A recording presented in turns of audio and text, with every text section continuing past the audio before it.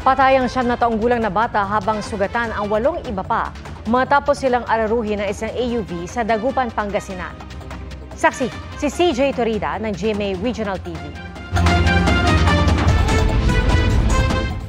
Katatapos lang maglaro at nagpapahinga na sa gilid ng kalsadang ito sa Barangay Bunuan Gasset, Dagupan City, ang 9 na menor de edad pasado alas 6 ng gabi nitong linggo nang bigla silang araruhin ng AUV bago ito tuluyang sumalpok sa pader ng isang bahay. Nagkaroon ng mechanical defect, no?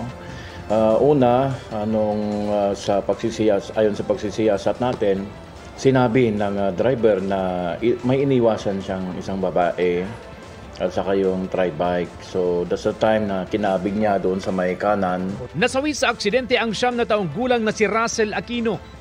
Masayahin, malambing at mabait na bata kung ilarawan siya ng kanyang ina. Bago po pupunta ng eskwelahan, magpapaalam, hahalik muna sa akin. Hustisya ang kanilang hiling.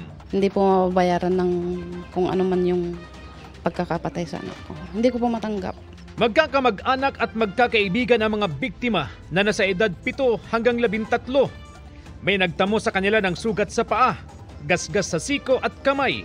May namaga ang paa at tainga at nagkaroon ng pasa sa tagiliran.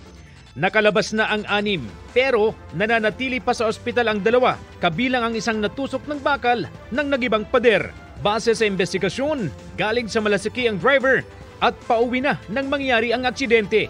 Kapitbahay lang din siya ng mga biktima. Dadasal ko na kung maaari mapatawad ako ng pamilya.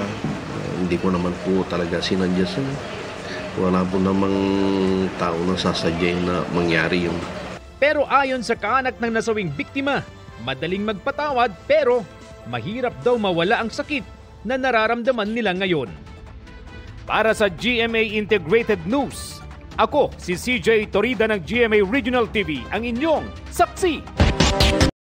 Mga kapuso, maging una sa saksi. Mag-subscribe sa GMA Integrated News sa YouTube para sa iba't ibang balita.